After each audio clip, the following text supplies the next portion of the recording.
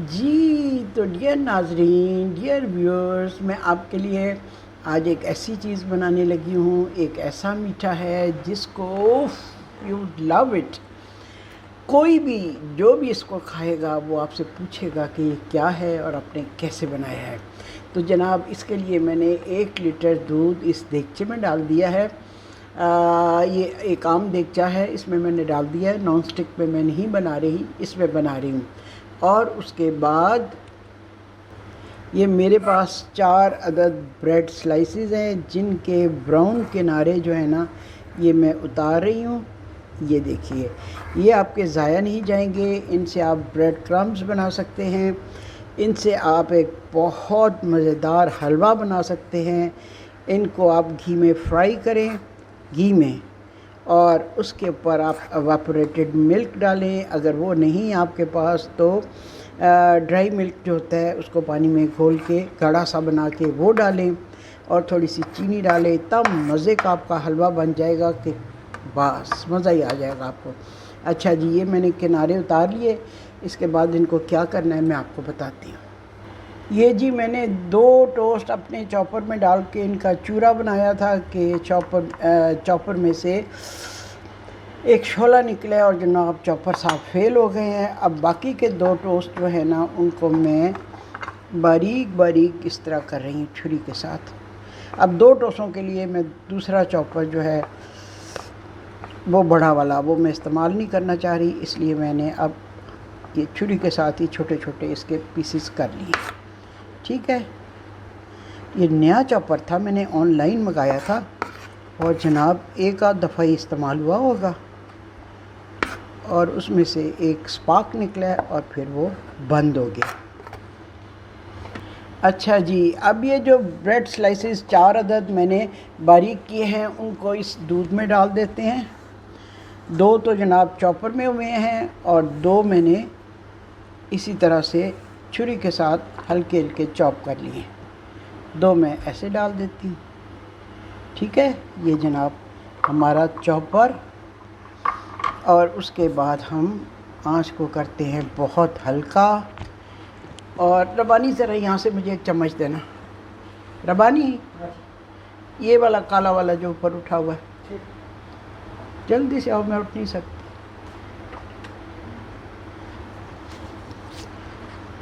अब इसको हम चम्मच से करते हैं मिक्स।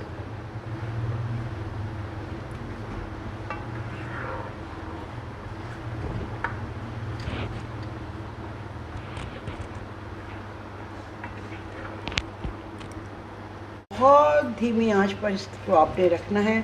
अगर तेज़ आंच पे रखेंगे तो एकदम से दूध खुश्क हो जाएगा और फिर हमें इसमें वो क्रीमीनेस जो है वो नहीं मिलेगी जो कि हमें चाहिए। ठीक है, चम्मच मैंने यहाँ रख दिया ताकि इसको मैं थोड़ी थोड़ी देर बाद हिलाती रहूँ। ठीक है, इलायचियाँ मैंने कूंडी में पीस ली, उसके छिलके मैंने ऊपर से उठा के अलग कर लिए और जो इलायचियों के दाने थे वो मैंने जनाब इसमें ऐसे देखें ये डाल दी। ठीक, और इसको चम्मच से दिया मिला।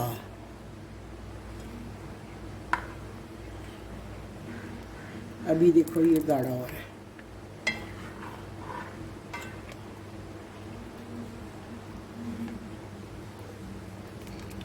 अब इसको बिल्कुल हल्की आंच पे पकने दे जी, बहुत हल्की सी आंच पे, बिल्कुल स्लो आंच पे इसको आहिस्ता आहिस्ता पका के हमने गाढ़ा कर लिया है।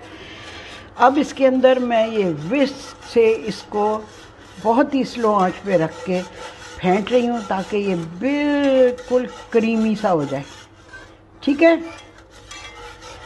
ये इसको आपने इस तरह से बिल्कुल क्रीमी कर लेना है।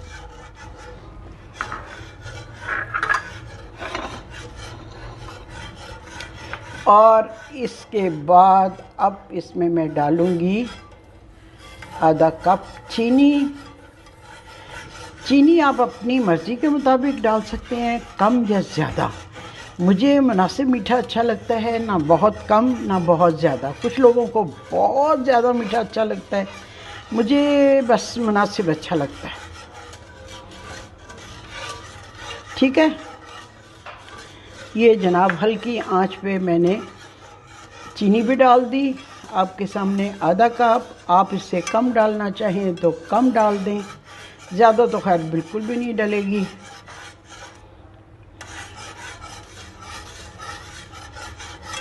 बिल्कुल ये क्रीमी हो चुका है।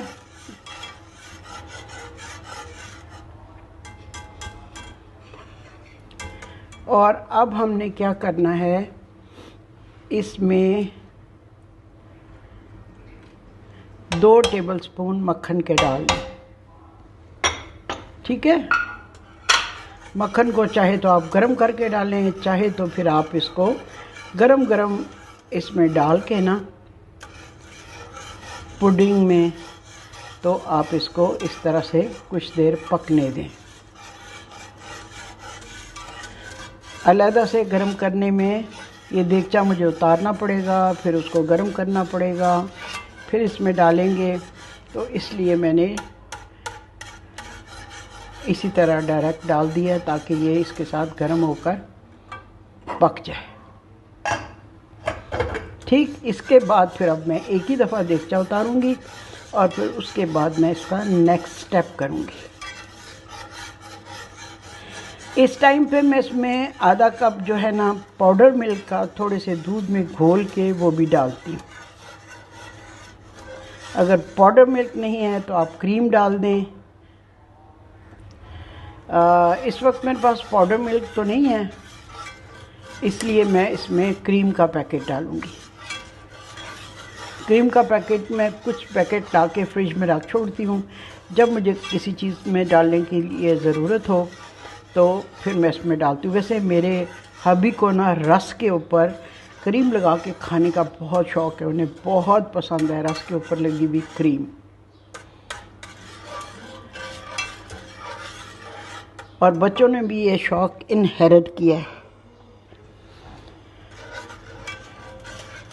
मुझे दूध की मलाई जो है ना वो अच्छी लगती है, लेकिन ये जो डेयरी क्रीम है ना इसका मुझे बिल्कुल कोई शौक़ नहीं। हाँ, दूध पर से उतरी हुई मलाई जो होती है ना वो रस पे लगा के अच्छी लगती है मुझे।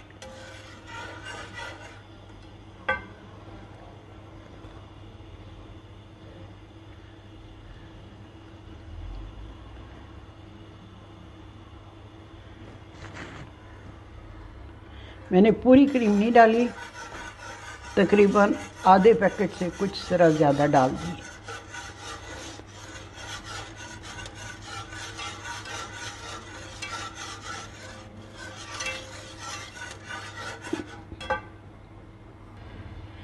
जी ये देखें, अब ये इतनी गाढ़ी हो गई है। इसको मैं डालूँगी इस डिश में थोड़ा सा, और इसको हिला के देखेंगे कि ये कितनी गाढ़ी है। इस तरह से ये देखें, बहुत पतली भी नहीं है, बहुत गाढ़ी भी नहीं है। ये तरीका है, इसको डाल के थोड़ा सा किसी डिश में उसको हिला के देखें। अगर फ़ौरन बह जाती है तो पतली है, अगर ज़रा आहिस्ता आहिस्ता ये बहती है तो फिर ये बिल्कुल ठीक है।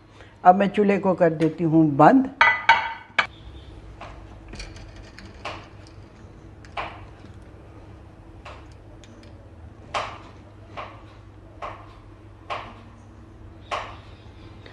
जी अब इसको हम डालते हैं इस डिश में।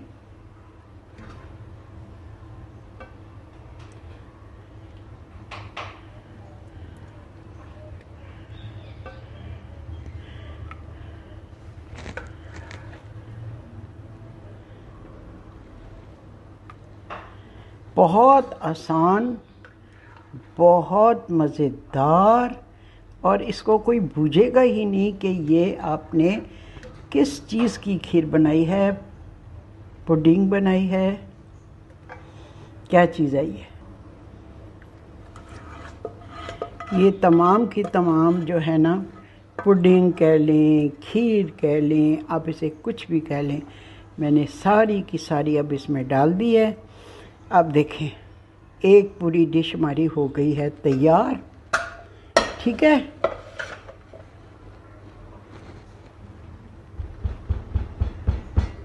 इसको ज़रा सा टैप कर लें ताकि बराबर हो जाए। फिर नेक्स्ट स्टेप क्या है वो मैं अभी आपको दिखाती हूँ। नेक्स्ट स्टेप ये है कि आप हल्की सी आंच पर, ये देखें, हल्की सी आंच पर थोड़ा सा ऑयल गरम करें किसी पैन में, ठीक है। बादामों को भिगो के रख दें, उनका छिलका उतार लें। छिलका उतारने के बाद उनको इस तरह से आप लंबा लंबा काट लें, ठीक है। ये जी, ये मैंने आपको दिखा दिया। ये अब तेल हो जाए गरम,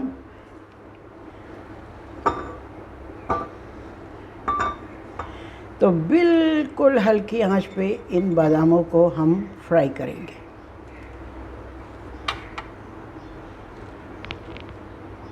बिल्कुल धीमी आंच पे आपने इनको फ्राई करना है जिससे ये गोल्डन ब्राउन हो जाएं। मुझे ये चम्मच चलाना तो नहीं चाहिए इस मेरे फ्राइंग पैन में, नॉन स्टिक में, लेकिन दूसरा चम्मच बहुत बड़ा है ये वाला, इसलिए मैं चाह रही हूँ कि मैं आसानी से इनको निकाल सकूँ बाहर।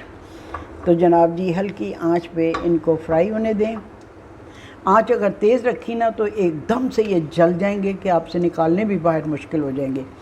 खीर को ठंडा होने दें, पुडिंग को आप ठंडा होने दें, और फिर उसके बाद जब आप सर्व करने लगें, जी हाँ, जब आप सर्व करने लगें तो ये फ्राइड क्रिस्पी रोस्टेड आमंड्स जो है ना ऊपर स्प्रिंकल करें और उसके बाद आप सर्व करें। इस वक्त हम सर्व नहीं करेंगे इसलिए कि वो फिर सौगी हो जाते हैं। एंड उस वक्त हम इसको डालेंगे जबकि हम सर्व करने लगे, ताकि ये क्रिस्पी क्रिस्पी जब मुँह में आते हैं तो बहुत अच्छे लगते हैं। ये देखें बादामों का रंग बदलने लगा है, बादामी होने लगे हैं। बादामों का मेरा ख्याल है बादामी रंग इसीलिए कहते हैं इसको कि ये इनका कलर हो गया है। और बहुत धीमी आंच पे मैंने इनको आहिस्ता आहिस्ता रोस्ट किया है। इतनी अच्छी खुशबू आ रही है कि मैं आपको क्या बताऊँ, ज़बरदस्त किस्म की खुशबू आ रही है। अब मैं इनको एक साइड पे करती हूँ ऐसे, ताकि सारे का सारा जो ऑयल है ना नुचड़ जाए एक तरफ। ये और बहुत हल्के हाथ से मैं कर रही हूँ क्योंकि मेरा ये नॉन स्टिक पैन है और ये चम्मच जो है ना उसके मुताबिक नहीं है, इसलिए मैं बहुत आहिस्ता आहिस्ता काम कर रही हूँ। दूसरा चम्मच मैंने आपको दिखाया ना काफ़ी ज़्यादा बड़ा था। ये जी, अब इनको मैं निकालती हूँ। ये देखें पेपर के ऊपर।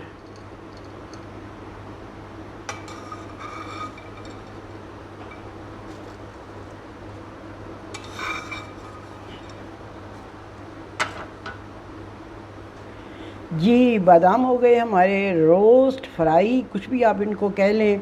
और इनको अब मैं इसी तरह रखूँगी टिशू, ये जो किचन पेपर है इसमें रोल करके, ताकि जब मैं इसको सर्व करूं और ये जब ये पुडिंग हमारी ठंडी हो जाए, खीर जो है ये ठंडी हो जाए, तो फिर इसके ऊपर मैं सर्व करने से पहले इसको स्प्रिंकल करूंगी। फिर आप देखिए इसका मज़ा और फिर इसकी तारीफ़, वाओ मैं आपको क्या बताऊं। ओके, फाइनल लुक फिर मैं आपको इसकी दिखाऊंगी।